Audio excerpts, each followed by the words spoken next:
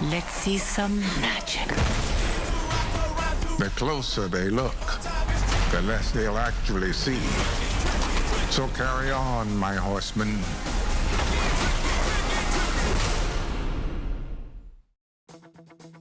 (9년) 만에 돌아온 나우 요시미 시리즈의 세 번째 작품 나우 요시미 3가 11월 12일에 개봉했습니다. 이번 신작은 좀비랜드를 연출한 루벤 플래셔 감독과 폴 워니글렛 리스 각본가 듀오가 참여했는데 과연 어땠는지 후기 바로 시작해보겠습니다.